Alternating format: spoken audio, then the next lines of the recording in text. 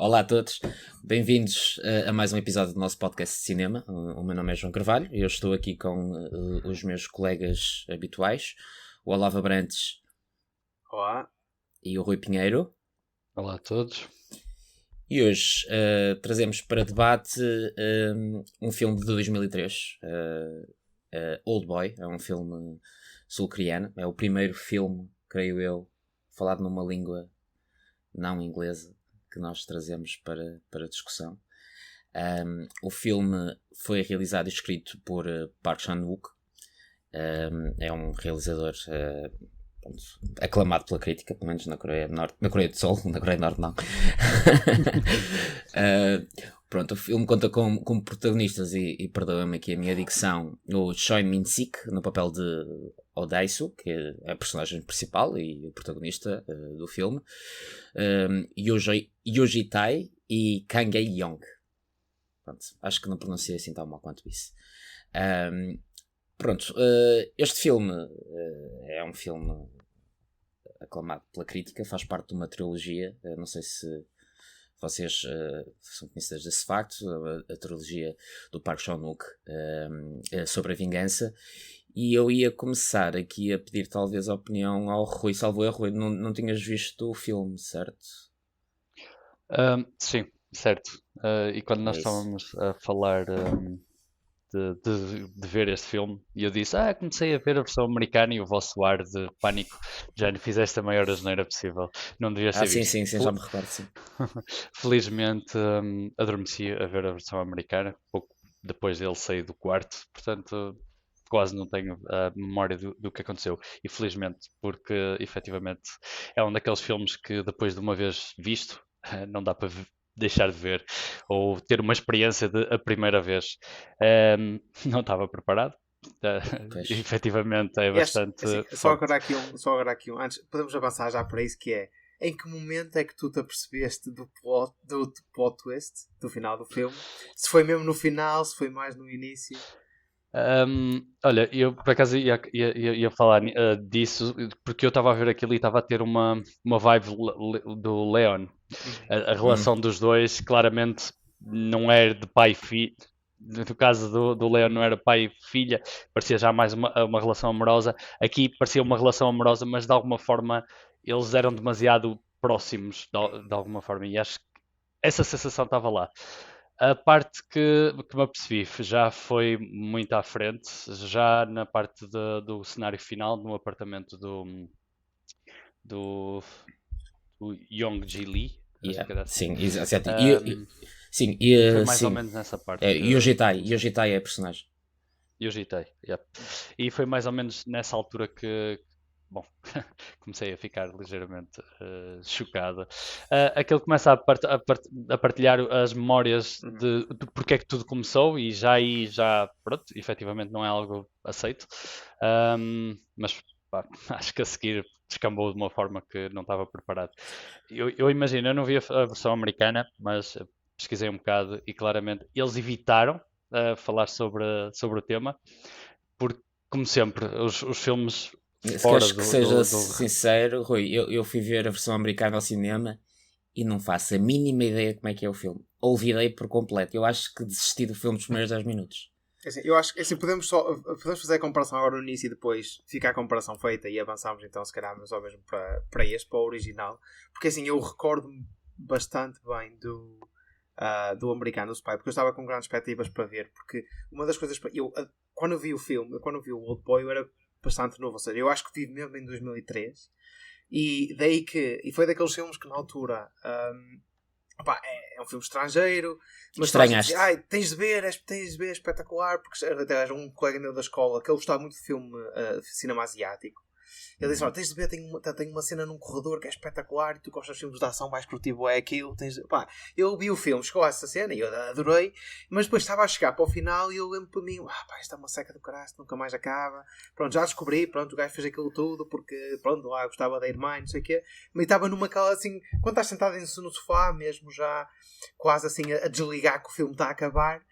E depois, no momento todo, quando o gajo começa a olhar para o álbum de fotografias, é aquele momento em que eu salto do sofá e fico, não, e é aquele horror que depois, é o que me estás a dizer, Rui, que é piora e piora e piora quando tu percebes que a miúda vai descobrir e que depois ele não quer que a miúda descubra, então faz aquela cena quando em que até acaba por se cortar a própria língua e tal, até que chega ao fim e depois o vilão acaba por se matar e depois no final de tudo ainda há aquela cena em que ele vai pedir à tal a hipnotizadora para fazer esquecer porque ele quer ficar com a filha. Então esse final é aquilo que acho que fica e que agarra. E para comparar com o do Spike Lee, eu acho que é o que tu esperas exatamente de um filme ocidental, americano, que adapta esta história, que é tudo o que é aquele choque, passa um bocado ao lado. Realmente existe a cena dela ser a filha dele, mas em vez de levarem para o choque final de ele vai querer se esquecer e vai querer ficar com ela, então no do Spike Lee ele decide voltar a ir para a prisão e paga lá acho que é o Samuel L. Jackson, não é? Paga-lhe cálculo que sim. para o encarcerado, volta na prisão e ele deixa a filha assim sozinha sem explicação nenhuma. O que é que lhe aconteceu, o que é que ele desapareceu, achar que será que ele morreu, porque ele nem sequer consegue lidar com a possibilidade de sequer de aproximar-se sequer da filha novamente, sabendo o que se passou. E o filme em si, acho que é o do fã do Spike Lee, agora só se calhar para terminar um bocado disso, acho que é muito fraco comparativamente, porque pegou em tudo o que é ponto-chave da narrativa, exploraram isso e o resto ficou assim por um lado. Tanto que até eles introduzem a ideia que não é o filho, não é ele e a irmã, mas o pai também está envolvido um bocado também assim à mistura, então torna-se ali uma coisa assim muito confusa. Tenho ideia disso, tenho ideia que não me recordo mesmo. Era uma relação assim entre o pai, que gostava muito dos filhos, mas eles em nenhum momento dão a entender que poderia haver até uma relação sexual assim entre os irmãos, portanto fica algo assim um bocado estranho. Mas pronto, falando assim um bocado disto, eu quis avançar um bocado para perguntar ao Rui, porque eu agora vendo o filme mais tarde e lá está, sabendo o que se passava, e eu olhar para o filme estava à procura também de pistas que nos pudessem levar para identificar. E eu acho que não sei se é de agora, mas pareceu-me tão óbvio quando ele chega ao café e a primeira pessoa que ele encontra, porque não sei se é agora também um bocado aquele treino de uma pessoa quando vê agora um trailer já está à espera ali de um plot twist qualquer, ou já está ali a imaginar algumas coisas, e eu por acaso estava com curiosidade para saber, tu agora vendo o filme da primeira vez, se tinha sido apanhado se antecipaste alguma... se antecipaste em algum momento.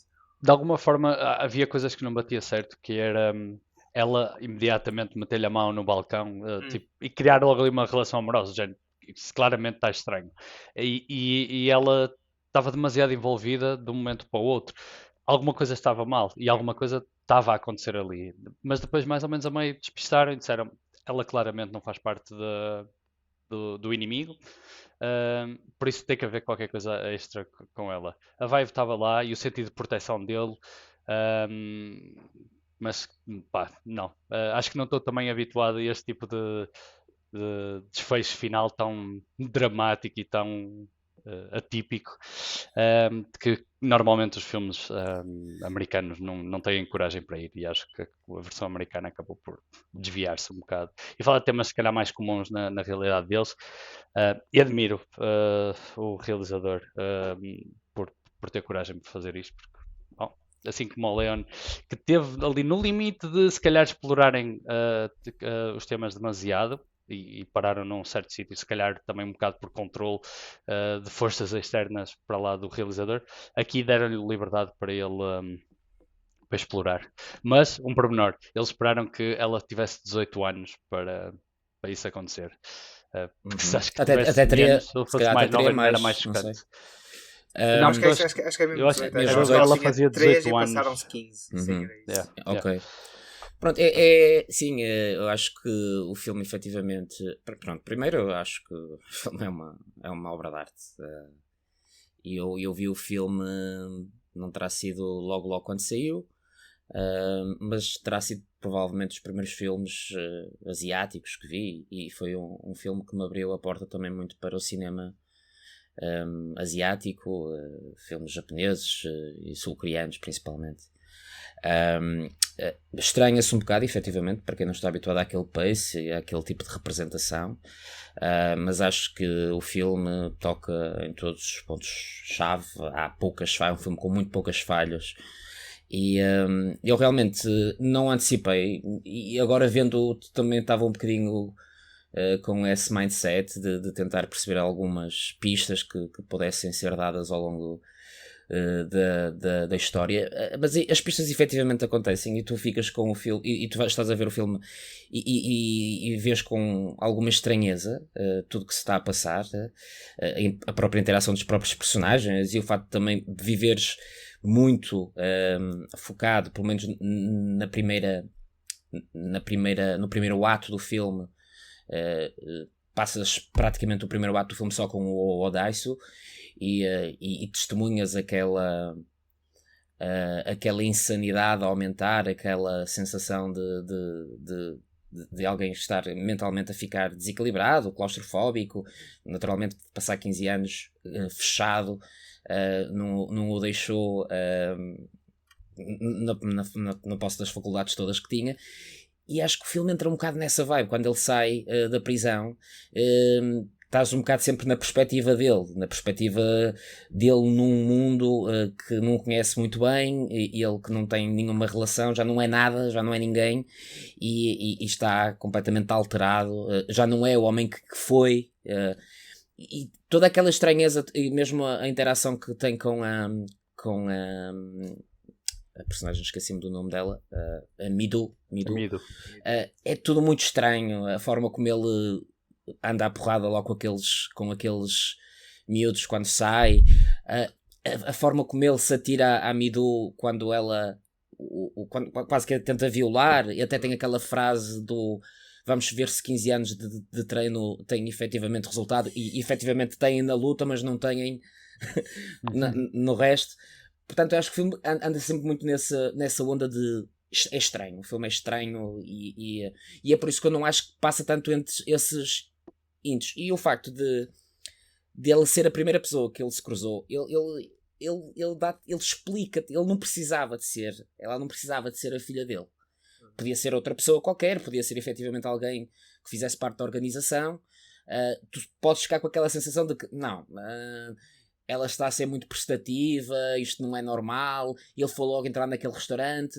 Podias pensar, a primeira raciocínio que eu faço é, ok, ela está aqui e está de alguma forma, faz parte da organização de alguma forma, e isto faz parte ainda do processo de penitenciação do Odaisu. Não faz a ligação para a filha, porque a filha e a mulher saem logo da equação muito cedo no filme.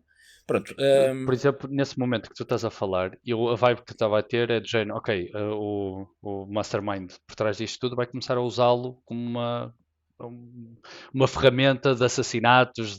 Pensei que o filme fosse seguir por esse caminho, e aquele ia ser a relação amorosa, mas de um filme mais tradicional o filme ação.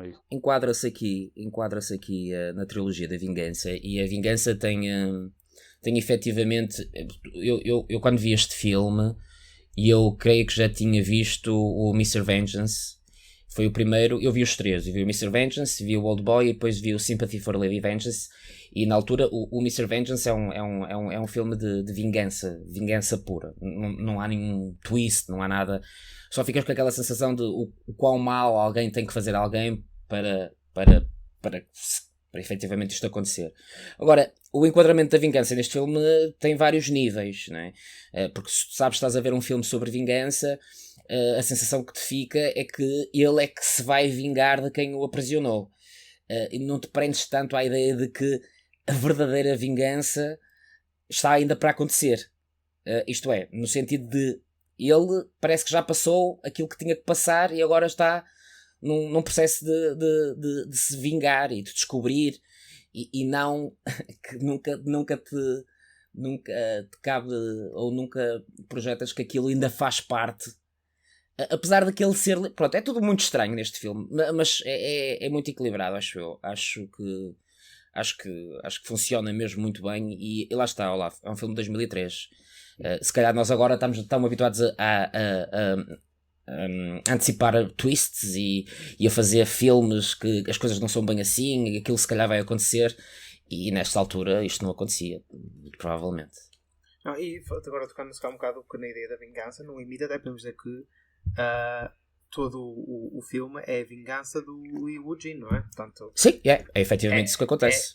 Porque porque no final tudo é ele que acaba por conseguir executar o plano todo como queria, tudo acaba por funcionar como ele queria, e acaba até por terminar ele até próprio, nem sequer o Daisu nem sequer acaba por matar, não é? Então, é ele que se mata nos próprios termos no elevador, tanto o plano dele do início até ao fim funciona. Aqui eu acho que uma das coisas que eu retirei do filme é esta ideia de liberdade e conhecimento muito, que é, sem dúvida, eu concordo contigo. O Daisu, quando sai, ele acha que ele, para poder ser livre, tem de descobrir exatamente o que é que lhe aconteceu e tinha que estar por trás de tudo, e lá está a conseguir esta tal vingança. Mas curiosamente, até é irónico, que se ele optasse por continuar a ficar ignorante e aceitar só que tinha sido libertado, provavelmente, se calhar até, pronto, lá está, aí ia com a Midu, iam à vida deles e iam sossegar. Sim. Agora não sei acho que o filme é nesse ponto que toca a parte mais conceptual do filme, que tem a ver efetivamente com essa questão da natureza humana e da nossa necessidade de descobrir o motivo ou a verdade. E às vezes essa verdade efetivamente pode ser mais uma prisão do que a realidade em que nós vivemos. Sim. E depois há aquela fala genial em que ele diz que tu este tempo todo estiveste a fazer a pergunta errada, não é? A pergunta não é porque é que eu te imprisionei durante 15 anos, a pergunta é porque é que eu te soltei ao final de 15 anos. É aquele twist, aquela frase que encarna bem o twist que o filme vai ter, sem dúvida. Rui, ia-te perguntar, no seguimento daquilo que estávamos a falar há pouco, se efetivamente tu viste este filme e pensaste nessa possibilidade de querer saber, tu estavas do lado do Odaisu, calculo. É assim, nós todos estamos um bocado do lado do Odaisu, certo? Mas eles pintam logo uma personagem má e que merecia ser de alguma forma castigada. Pelo menos é a ideia que nos dão. Não temos muitas evidências de ele ter sido má pessoa, mas ele escreveu muitos livros ou cadernos a descrever todo o mal e a pedir desculpa a muita gente. Eram muitos livros, por isso temos que assumir que ele efetivamente estava a ter a sua penitência. Sim, a ideia que dá é que ele efetivamente não é nenhum Santos, mas também não faz a mínima ideia o que é que fez para merecer uma...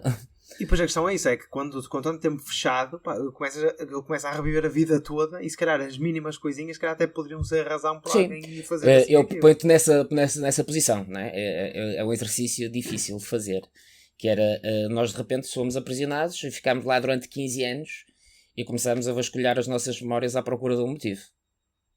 Certo. Mas também mesmo ele quando está na polícia, não é? No adversário da filha, bêbado, e não sei se estou errado ou não, mas ele não tenta tipo até tocar numa da mulher que está. Sim, ele era claramente uma pessoa negligente e alguém era um eu acho negligente. Que mais se calhar nós nos simpatizamos com ele, nós se calhar pensamos que e se nos acontecesse a nós. E acho que se calhar estamos mais nessa postura de estar com ele e de o acompanhar na viagem e esperar que ele realmente chegue ao final e consiga até a vingança ou perceber o que é que lhe aconteceu, mas não se calhar por gostarmos dele enquanto personagem, mas por nos identificar se acontecesse connosco, o que é que nós faríamos nessa posição, porque há de tudo aí, desta questão tipo do rapto. É claro que as razões pelas quais ele foi raptado são outras, mas como nós vimos lá no hotel, havia mais pessoas lá, havia outras pessoas lá, e parece que a única condicionante para alguém ser raptado e enfiado lá é a questão do dinheiro, que é tu vais lá, dizes, olha, encomendas aquele rapto. É uma organização com esse intuito. Ou seja, até essa ideia em si é assustadora, não é? Porque tu, durante a tua vida, podes fazer, ou pode haver alguém se calhar até nem gosta de ti, mas que tem bastante dinheiro e vais ficar, olha, rapto é neste, meto ali durante anos, prontos. E é um problema a menos, então acho que se calhar não é tanto por simpatizarmos com ele, mas é mais identificarmos com a situação em que ele está inserido. Mas à medida que o filme se vai desenvolvendo, então aí se calhar começamos a simpatizar mais com ele, porque percebemos que, apesar de ser no limite o que ele fez, era algo que se calhar qualquer miúdo na altura faria, não é? Porque, aliás, acho que todos nós se calhar fizemos cosquice por menos, então algo daquela dimensão, e no cima, sendo em conta que era o melhor amigo dele, faria sentido ele contar. Eu acho que há uma questão que a primeira vez que ele é confrontado com um eventual motivo, é com uma frase do Yuji Tai, que ele diz o Odaisu fala demais. E provavelmente ele fala demais, não é? Ele fala demais e sempre falou demais, portanto isso aí... Sim, nós vemos logo no início da cadeia. Exatamente. Ele parava de falar. Portanto, é alguém que para o com bem ou para o mal. certeza, é alguém que com certeza tem inimigos. Agora, inimigos ou alguém a quem tenha feito alguma coisa que justifique este tipo de... Nunca justificaria, mas pronto, que se perceba. Nota-se que é um... Pronto, é um aventureiro que anda aí na vida um bocadinho sem eira nem berma, mas não é propriamente alguém com mau caráter, digo eu. Não é sei, isso que te eu fiquei com a impressão que ele tinha mau caráter e que era alguém com más intenções, ou que enganava as pessoas, ou que de alguma forma, pá, que não é que fosse violento ou que fizesse algum tipo de crime mais chocante, mas de alguém que está constantemente a falhar com toda a gente, a enganar as Sim. pessoas, a aldrabar, Sim, roubar, sim. talvez. Eu achei que a justificação para ele ficar 15 anos lá e para o inimigo o ter colocado lá tanto tempo não me pareceu tão válida após ter visto o filme. Imediatamente ao acabar o filme, ok, ele o que disse não foi nada demais. Teve repercussões que acabou por afetar a rapariga, mas se calhar a rapariga é que também tinha um peso na consciência, e não foi o facto de alguém falar e de repente haver boatos sobre a rapariga que faz com que ela tomasse aquilo. Por isso eu acho que não é sólido ou muito forte para levar àquele outcome, mas depois pensando um bocadinho mais nisto, eu acho que isto basicamente é uma analogia. Não tem que ter um peso muito grande no filme, ou nós acreditamos que leva àquele desfecho, mas é mais para simbolizar que as palavras têm Isso consequências. é dúvida, sem dúvida. E muitas vezes nós pensamos, eu apenas disse isto, ou eu dirigi-me daquela forma, ou disse no momento errado as coisas, mas eu só disse isto. E nós tendemos a tentar minimizar sempre quando alguém diz alguma coisa que nunca tem grande impacto. E a realidade é que tem impacto.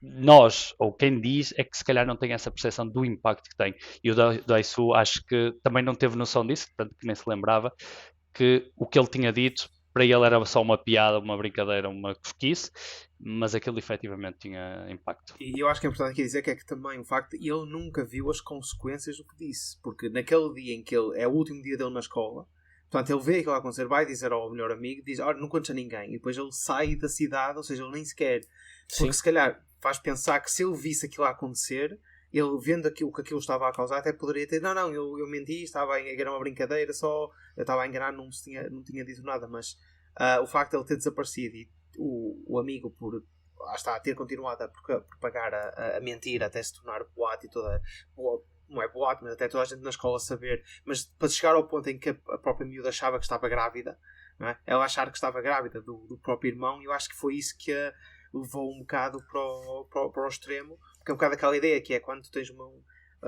quando algo está tão fixo na tua mente que durante o dia inteiro só vês aquilo, só pensas naquilo, só consegues lidar com aquilo, e ainda para mais a pessoa mais próxima que tu tens, com quem tens uma relação também amorosa, é o teu irmão, que é algo que é visto por toda a gente conhecendo ali o problema, tudo parece que é impossível quase de lidar. Aí tipo, esta questão dela tipo, do suicídio e ter feito isso, e vês mesmo que a personagem do Yuji Tai, que apesar de tudo é uma pessoa isolada, não é? Portanto, ele na escola não deveria ter amigos, portanto a irmã deveria ser a única pessoa que ele tinha na vida com quem se enquadrava e se dava, e naquele momento perde, além de perder, perde a pessoa mais próxima que tinha, e parece que esta ideia de vingança é o único objetivo que ele tem, que ele depois tem no eu concordo com ambos os pontos de vista. É assim, efetivamente a história, eu acho que o intuito de ser algo que possa passar quase como insignificante é importante, e acho que efetivamente o filme, como o Rui estava a dizer, foca muito nesse ponto. As palavras têm a sua força e o impacto que elas podem eventualmente ter na vida dos outros, nós nunca vamos saber. Portanto, temos que medir sempre aquilo que dizemos, porque pode efetivamente estragar a vida de alguém. Neste filme, claro que leva isso a consequências, a últimas consequências, mas eu acho que efetivamente tem a ver com isso, é quase aquele efeito borboleta das palavras, não é? Eu posso dizer uma coisa absolutamente insignificante que pode provocar a morte de uma pessoa pronto, pode causar mesmo muito mal a alguém. Depois, quando tu és deparado com essa realidade e antes de fazeres esse raciocínio, realmente pensas, ok, ele não poderia, ele não disse, não fez nada de especial, não era por isso que devia ter acontecido isso. Mas a verdade é que se pegares um bocadinho aqui na forma como o boneco do Yoji Tai é pintado, faz algum sentido que ele tenha agido dessa forma. Primeiro porque coloca-te na posição de alguém que, pronto, todos nós temos o nosso primeiro amor, alguns de nós têm a sorte de o manter na vida toda, não é? Outros passam por esse luto da relação e isso é sempre marcante, o primeiro amor. Agora imagina, o primeiro amor dele era efetivamente a irmã que por si só isso já se arredondava, já sentava numa relação incestuosa e já tinham um julgamento social que não podiam publicar, não podiam trazer ao público isso, e depois ele não a perde, ela morre literalmente à frente dele, e isto para um miúdo de 15 ou 16 anos, ou lá o que é que ele tinha, com certeza que ele tinha que personalizar aquilo que lhe aconteceu em alguém, e pronto, e personalizou no Odaiso, que foi basicamente o catalisador de tudo o que de mal aconteceu e depois alguém, pronto, notava-se que era efetivamente alguém que não tinha, pronto, grande círculo social e nunca teve, porque ele no início parece alguém que está tipo um bocado quase cocky, não é? Tipo a pegar, tipo ele estou a brincar com o Odaiso, mas à medida que ele se vai relando tu vês que ele é uma pessoa extremamente triste, extremamente deprimida, tem muito dinheiro. E se calhar a relação dele ele tinha uma relação de proximidade com o Odaiso, porque ele passou o tempo durante 15 anos a exatamente, a monitorizá-lo, observá-lo e a e ele quase sentia que tinha ali uma relação de proximidade. Que não era bidirecional, claramente. Eu acho que ele também simboliza a falta das pessoas de terem capacidade de sentido crítico de si próprios. Quando alguma coisa de mal acontece, de rapidamente dizerem a culpa é daquele, a culpa é daquele, a culpa é à minha volta, mas nunca fazer aquele exercício Sim. pessoal porque se ela se suicidou, também tem a ver com o facto de eles não estarem a fazer algo aceitável. E ele também não canalizou para ele como eu também sou culpado disto. Eu acho que no fim, quando ele se suicida, não é simbolizar que ele se sente assim. E há aqui uma questão que era uma questão que eu vos queria colocar, e que é importante, que tem a ver com o desfecho e ao mesmo tempo tem a ver com a premissa principal do filme, que é: porque é que vocês acham que o personagem do Odaiso pede para ser hipnotizado? E pede para se esquecer daquilo que aconteceu. E vocês acham... Há dois motivos que podem ser válidos. O primeiro motivo é que não quer viver com a consciência de que fez isso com a filha dele e muito menos quer que a filha descubra. Outra questão, e foi uma questão avançada pelo próprio Park Chan-wook, que tem a ver com... eles mostram a construção dele a crescer e efetivamente ele em muitos pontos do filme ele diz, aliás, isto está sempre presente, a ignorância / conhecimento, e se isso é mais ou menos positivo para ti. Ele logo no início diz: se eu soubesse que ia ficar aqui 15 anos, isto custar-me-ia mais ou menos? Se eu não tivesse passado lá 15 anos, a Midu iria gostar de mim? Ou iria passar-me ao lado?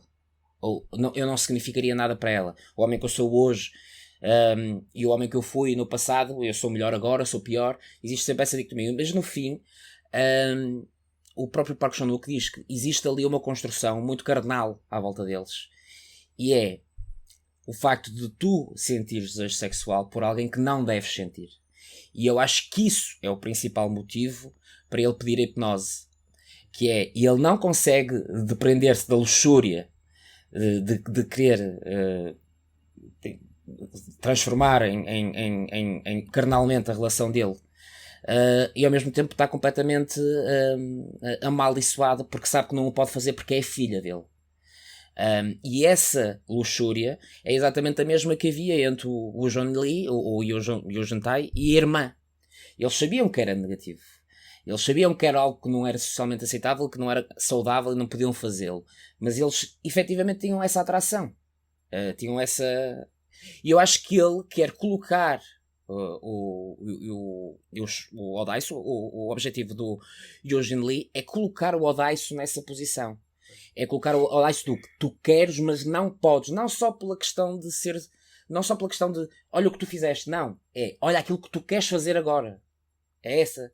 Essa é que é, para mim, a grande lógica do filme. Que é colocá-lo nessa posição desconfortável de que eu sinto-me sexualmente atraído pela minha filha. Não é só dizerem-te que é a tua filha que te vai tirar a atração. Aquilo já foi construído antes. E ele não consegue evitar de sentir isso próprio. E, portanto, ele pede essa hipnose no sentido de que eu prefiro não saber quem eu sou, nem saber quando estou, nem saber para onde vou. Prefiro não saber nada a viver com esta realidade. Ok? Então o que é que tu achas que ele tentou deixar de se lembrar? O que lhe aconteceu? O desejo pela filha? O desejo pela filha. O desejo pela filha. O desejo pela filha. Mas continuar a saber que ela é filha, que é filha, porque no meu ponto de vista era ele esquecer que ela é filha dele, não perder o desejo.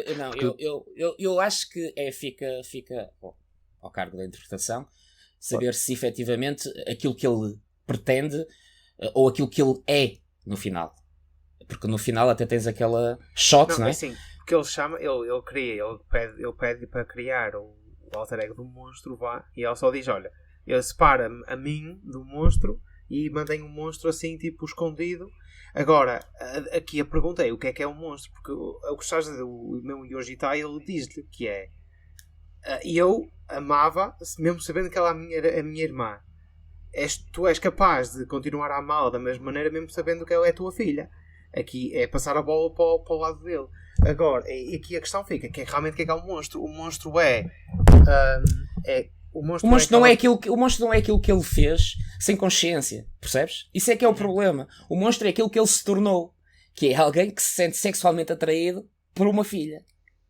E é aí que está o problema. Ou o monstro é parte dele que sabe que ela é filha. Porque depois não acho. Não acho. A construção toda do filme... Desculpa, eu já lhes dou a palavra. Sim. Eu acho que é a minha opinião, sinceramente, e a construção toda do filme não é... Naturalmente que ele ficará com remorsos por aquilo que fez. Sim. Mas aquilo que ele sente é muito mais grave do que aquilo que ele fez.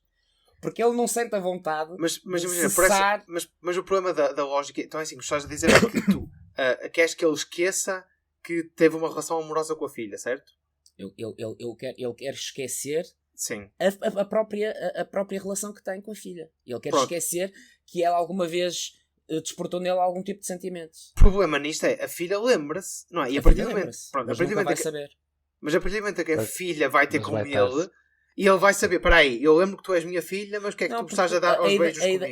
E ele rapidamente se volta a lembrar do que é que se passou entre eles. Mas a questão aqui é que ele fica e isso dá para perceber no fim, ela diz que esse tipo de hipnose terá consequências, certo?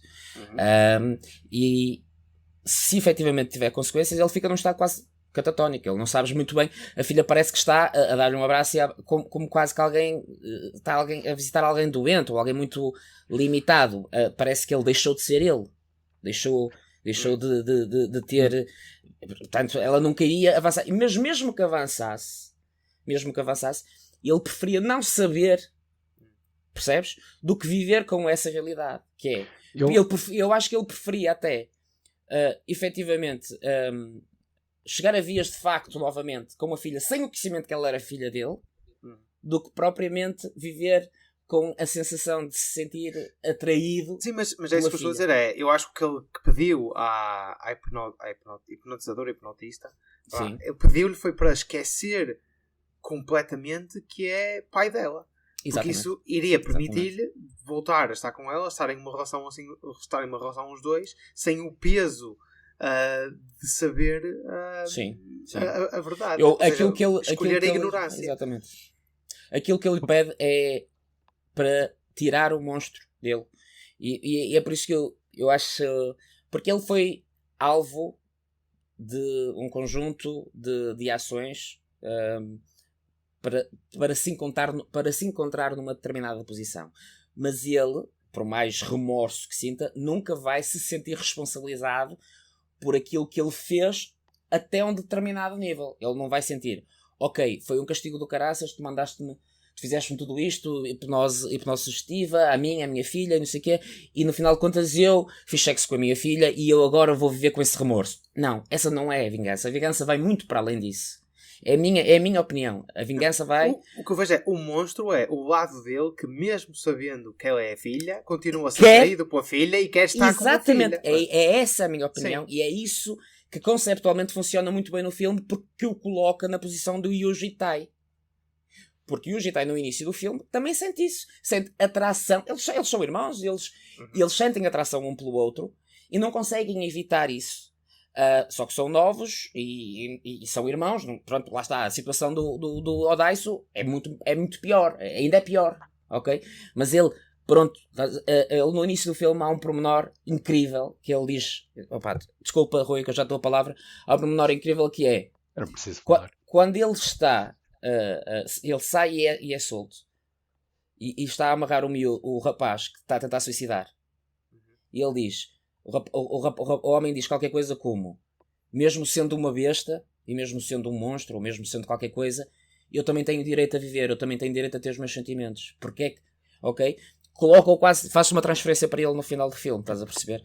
Que é, mesmo sabendo que o que eu estou a fazer é errado, e eu prefiro não saber dessa variável do que continuar para poder fazer efetivamente isto.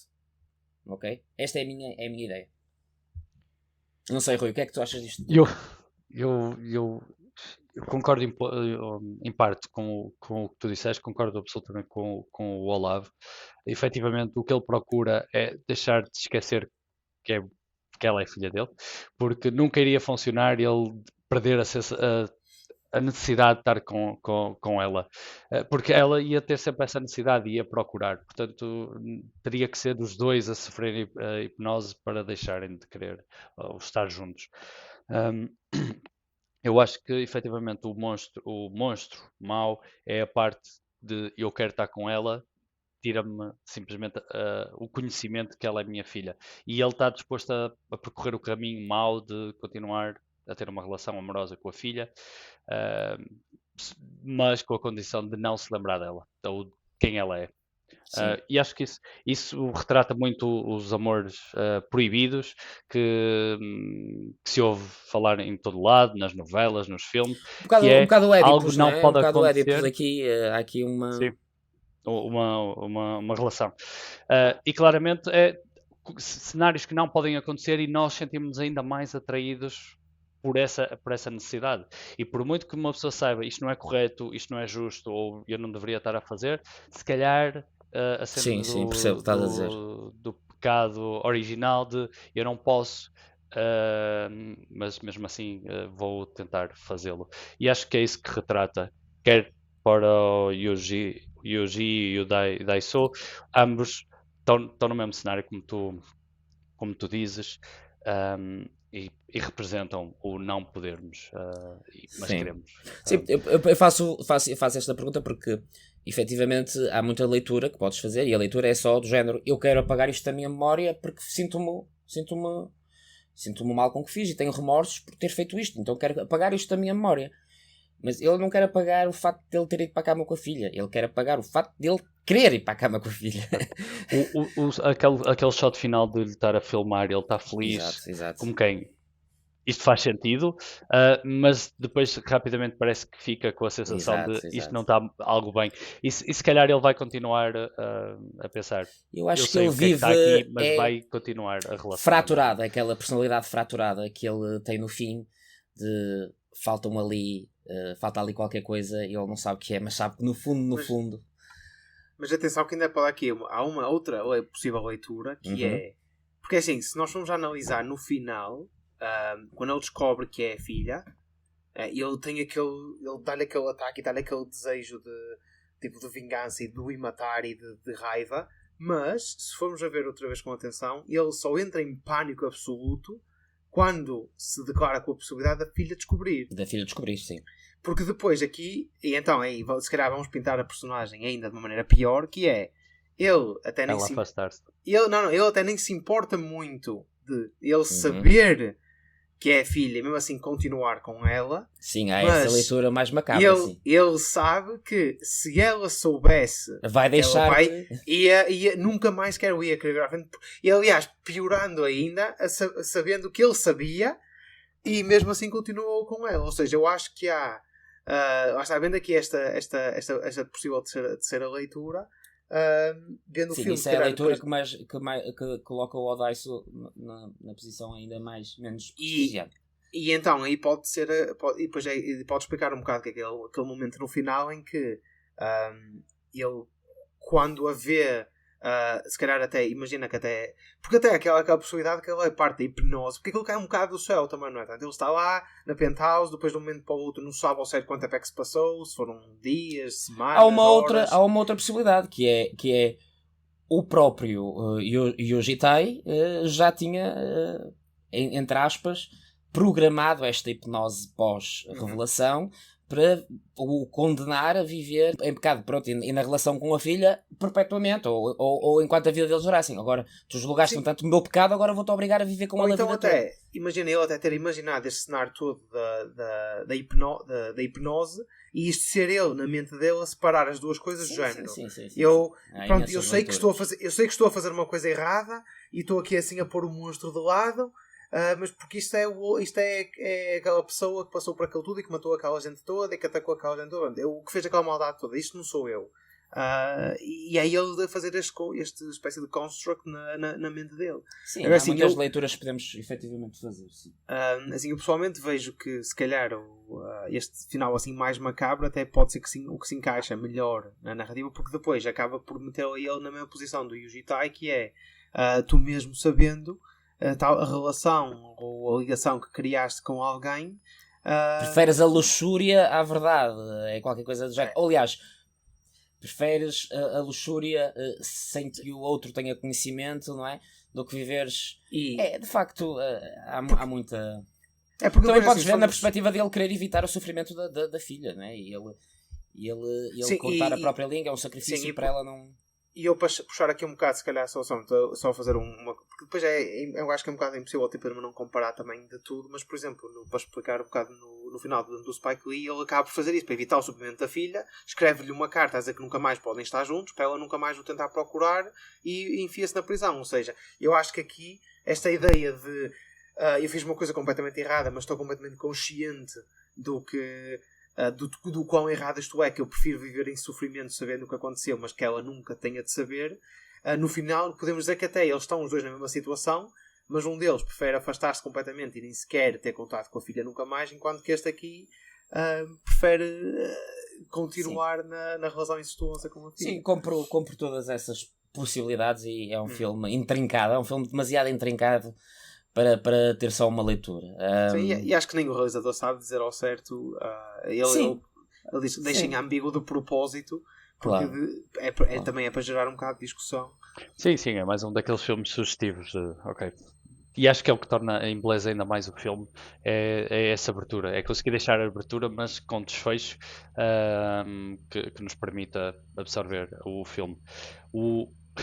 Eu fiquei cerca de 2 dias a pensar no filme. O filme foi tão intenso e chocante que não me saía da memória a pensar em todas estas nuances da história. Porque a ideia que fica mas gostaste do filme? Gostei bastante. Eu queria dizer que só que esta ideia de conhecimento é poder, mas muitas das vezes o conhecimento pode tornar pode tirar o poder todo, não é? Porque... Sim, o filme fala muito sobre isso na brincadeira e a discutir sobre a ignorância ser uma bênção. E muitas vezes é mais poderoso do que propriamente a inteligência pode ser um handicap para muitas coisas, e a ignorância pode ser o catalisador ou a coragem disfarçada para as pessoas fazerem algo que não fariam. E depois é O engraçado. o Odaisu passa a vida preso no filme, não é? A prisão durante os 15 anos, depois uma prisão maior, lá está, eles próprios dizem, que é o facto de ele estar solto e está no mundo, mas não sabe porque é que foi preso e não tem nada no mundo que o relacione com ele, para além de tentar descobrir a verdade. E depois, efetivamente, quando essa verdade esperava que para ele fosse libertadora, acaba por o prender ainda mais. E é efetivamente nessa condição de não saber que ele está mais livre sem ter essa consciência. Conceptualmente, este filme é muito forte. É muito bom pensar nisto dessa forma. É daí que lá está, a ignorância era o que o estava a manter tipo, feliz na prática, mas esta obsessão por querer saber e por querer descobrir, e assim, é engraçado porque agora mesmo, não sei se hoje acontece, mas por exemplo, eu acho agora durante o dia recebo um mail. Eu à partida já estou a antecipar de quem é ou sobre o que é que vai ser algo assim, se calhar até pode ser um bocado negativo, até evito, por exemplo, abrir aquele mail e prefiro se calhar passar o dia nesta ignorância até chegar a um momento em que se calhar estou um bocadinho mais aberto, um bocadinho mais tempo para ver realmente o que é que se passa. E acho que o filme aposta muito nisto, que é de o que tu não sabes não te afeta, por assim dizer. Exatamente. E é o mais triste, que é tu não podes deixar de saber algo. Isso é a grande questão.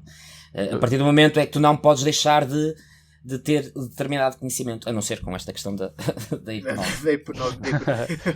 Eu acho que aqui a ignorância e o perdão estão lado a lado, porque a ignorância pode isso de não saber, mas também se ele tivesse a capacidade de perdoar o que lhe aconteceu, é libertado. Custa, mas se perdoasse e já não há nada que eu possa fazer para alterar o que aconteceu, vou perdoar e vou esquecer. Sim, mas também era uma forma de a vida dele poder seguir.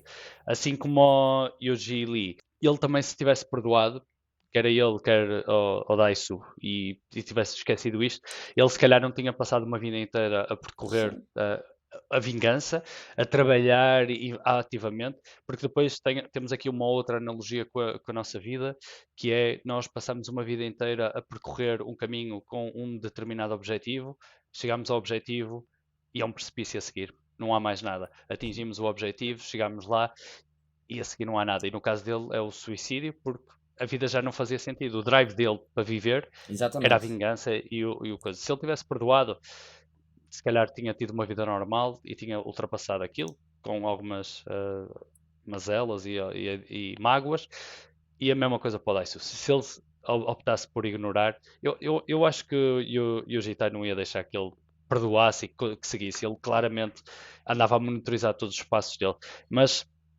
a ignorância para não saber o mal que está a fazer é uma bênção, mas também o perdão seria uma bênção, porque os ajudaria a ultrapassar as dificuldades. Sim. No caso do Odaisu seria muito difícil, não é?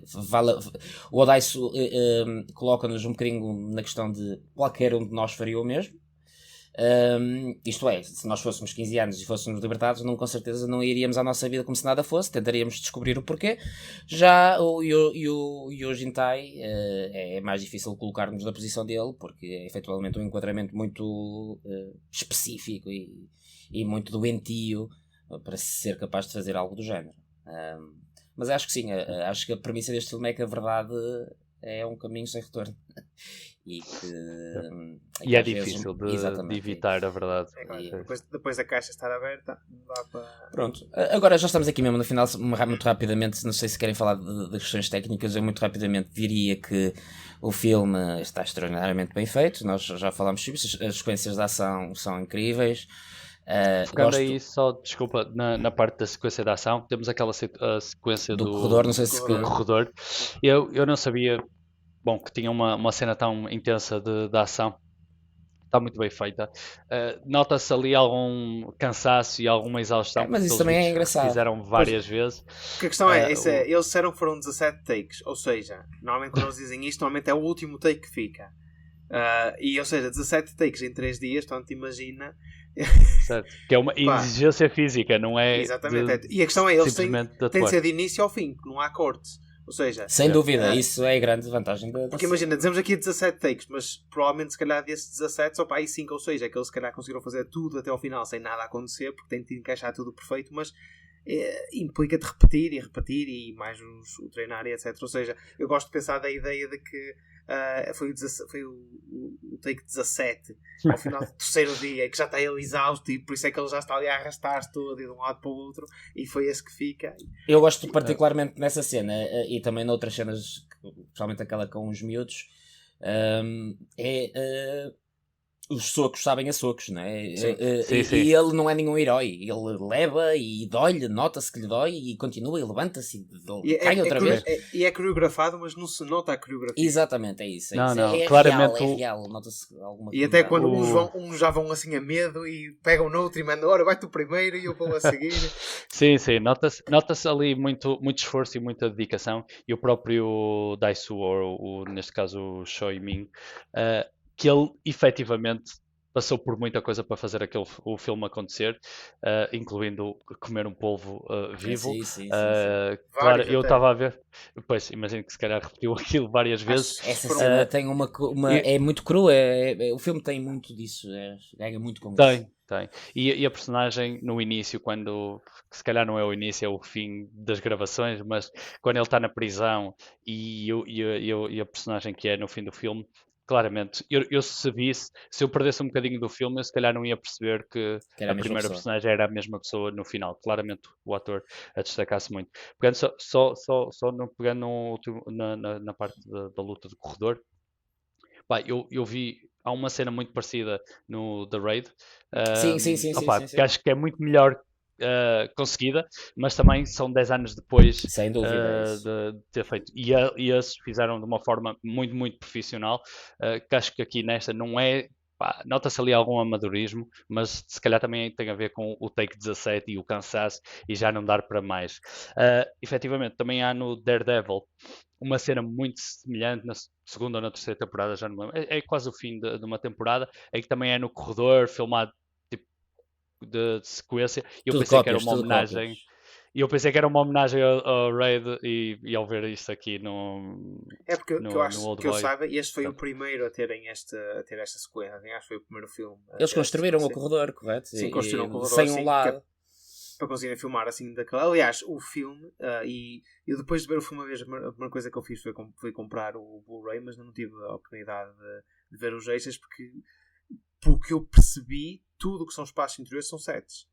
Portanto, a prisão é set, mesmo o apartamento no final do Yuji Tai é um set também, e até creio que até o restaurante, que faz pensar que muitas das vezes nós vemos estes filmes e achamos que os gajos encontraram um sítio espetacular para filmar aquilo, mas o corredor sendo um set, não é? Foi tudo desenhado a nível de distância, porque ele tem chegado ao ponto A e ao ponto B naquele tempo. Sim, percebo o que estás a dizer perfeitamente. E acredito, não faço ideia, não confesso que não li muito sobre a produção, mas consegues perceber que o realizador é alguém que pensa no detalhe e a forma como filma, todos os planos, todas as falas, têm um significado, quer que conseguimos lê-lo ou não. Isso, portanto não me surpreende que efetivamente muita coisa tenha sido construída de propósito para o filme, para ter a vibe que ele queria. A nível estilístico também é um filme muito bem conseguido, tem uma forma de filmar muito dinâmica e ao mesmo tempo muito real. As coisas parecem que não são lá estar ensaiadas, podemos falar, portanto, o expoente máximo disso é mesmo a cena do corredor, mas há muitas outras coisas que ele cai de uma forma estranha ou tropeça ou... recordo-me, lá está, quando ele vai tentar violar a miúda à casa a violar, entre aspas, ela dá-lhe assim com uma coisa qualquer na cabeça, ele cai todo desengonçado para o chão. Faca. Parece mesmo uma coisa que foi filmada, parece que não foi ensaiado aquilo. Ele não cai parece mais teatral, parece mais de teatro do que de filmagem de filme. E depois tens planos que notam que realmente, efetivamente, estamos a falar de um realizador que tem cuidados que não são tão comuns quanto isso. Aquele pormenor do shot que para quando ele está com o martelo e dá aquele ponteado até à cabeça. Depois a forma como a perspectiva está acelerada quando o rapaz ele está com o martelo, ele está a tentar tirar uma faca da perna e começa-se a tremer todo. Opa, são pormenores que não vês num filme de Hollywood. Não vês. Tu irias ver de uma outra forma. E acho que, pronto, o filme está recheado desses pormenores, não vale a pena estar a especificar, mas só queria falar uma dessa temática que se sente muito no filme, não com muita intensidade, há momentos mais, que é a sensação de Big Brother, que constantemente a dar-nos perspectivas de alguém estar a espiar alguém ou de alguém estar a ver à distância algo acontecer. Há muito disso, e tanto que é o que leva a toda esta história a acontecer, é ele estar a espiar e a ver à distância algo que não era suposto. E durante o filme todo, e os 15 anos, sentes que estás a ser observado, não é? Exatamente. E eu estive a ver em alguns momentos, logo no início, não sabia quem era a pessoa, mas ao voltar a ver o filme e a andar para a frente assim muito rápido, há muitos momentos que vemos o vilão a aparecer e ele está constantemente à escuta e a ver o que é que está a acontecer. Portanto, acho que também é uma temática. Pronto, sem dúvida. Pronto, e menção rosa aqui também para a banda sonora, que é extraordinária, muito orquestral, mas pá, é incrível a banda sonora. Acho que dá ao filme uma dimensão incrível. Justamente estamos a falar da questão do corredor, que é a música usada na sequência de corredor, é tudo menos o que tu esperarias para uma cena de ação. Se fosse um filme americano e não, é música, é calma, é tipo, é de strings, portanto, é muito orquestral e muito emotivo ao mesmo tempo, que quase que sim, o filme faz essas subversões também às vezes, mas é tudo muito intencional e acho que é tudo de bom gosto. E as próprias personagens, a forma de ter aquele overacting característico que tens tipo no cinema asiático, funciona naquele filme, parece que se coaduna com a história e com a forma e o pace que o próprio filme tem. Depois pensas que aquilo é baseado também num manga, quase que parece mesmo tipo quase cartoonizado a forma deles fazerem as coisas. Acho que... E depois há uma questão das cores também, que é um filme que passa muito nos verdes e nos vermelhos, geralmente, e se tiveres atenção, há uma associação entre as cores e o mindset dos personagens. Acho que o filme está... para mim é um filme, e já fazendo esta remate, é um filme de top 10. Top 10. Não sei se vocês querem acrescentar mais alguma coisa. Não, acho que já dissemos tudo. Não, eu feliz por ter passado por esta experiência a primeira vez e de poder ser a cobaia neste caso, e por não ter visto a versão americana, sinto-me feliz. Acho que vai ser um daqueles filmes que vou ficar com a sensação de gostava de voltar a vê-lo. Gostava de esquecer o que é que se trata o filme e voltar a vê-lo. Sim, vale muito a pena. Só tenho a dizer que dava jeito de ter ali a hipnotista, que assim podíamos esquecer que eu tinha visto o filme e assim podia vê-lo outra vez. E exato. É muito pouco, é muito difícil, não é? Nós agora procuramos ver coisas novas. É o que eu estava a dizer, que eu já sabendo o twist, ou seja, apreciei o filme de outra maneira, mas o meu primeiro instinto foi, vou tentar perceber quais os momentos todos em que ele planta ali a ideia para o público descobrir que o twist antes do twist acontecer, e lá está, há muita coisa lá está, no teu caso a verdade é um caminho sem retorno, Olaf. Um bocado, já não consigo, já sabes a verdade, já não consegues usufruir. Eu acho que precisava de ver o filme agora, se calhar uma terceira vez, só mesmo para, agora vou apreciar também pelo que é, porque é um bocado isso aqui. A primeira vez que eu vi o filme foi é o que eu disse um bocado no início, que eu não o apreciei como deveria ter apreciado. Então, porque eu fui mais quando me dizem tem uma cena de ação espetacular, então pronto, vamos ver isto para chegar à cena de ação. Depois chegou a cena de ação, naif. é um bocadinho isso. E depois a partir daí ficou tudo muito pronto, deixa eu ver o que é que isto vai só para dar se calhar aqui um extra, por exemplo, ou um filme que me fez ver da mesma maneira, que chama-se Mother, acho que é sul-coreano também. Já vi perfeitamente, sei que é perfeitamente. E também tem um bocado isso, que é todo o filme em si ficas a acreditar em algo. Tanto o Rui, se não viste, acho que fica aqui a recomendação. Acho que é para 2006. Deixa-me procurar aqui num instante, porque assim também já ficas com... Sim. 2009. Grande filme. É um filme espetacular e é aquela coisa que não é o Mother agora de 2017 do Aaron Sim, Ofsted, é o Já tinha na minha lista de filmes a ver. Pronto, então vê, Uma porque lista assim, de não sei quantos filmes. é daqueles filmes que tu vês e ficas muito agarrado a esta ideia do perceber e do porquê e de continuar com tentar entender o que é que realmente está aqui a acontecer e que te agarra um bocado por causa disso. E acho que Isto é do Bong Joon-ho, Sim. do Snowpiercer e do Parasita. ou seja, já sabes que a partida já vai ter ali a qualidade, também vai estar Acho que terá sido acima, um dos já. primeiros filmes, assim, que... Acho que foi o primeiro grande filme que ele fez. O primeiro filme, pronto, que chegou ao Ocidente com alguma força. Sim. Sim, os outros são mais recentes. Sim. Pronto, sendo assim, se não há mais nada a acrescentar, pronto, aconselho vivamente a quem não viu que veja. Acho que é transversal a todos, não é? E pronto, vemo-nos para uma próxima. É isso. Até à Até à próxima. próxima. Adeus, até à próxima a todos.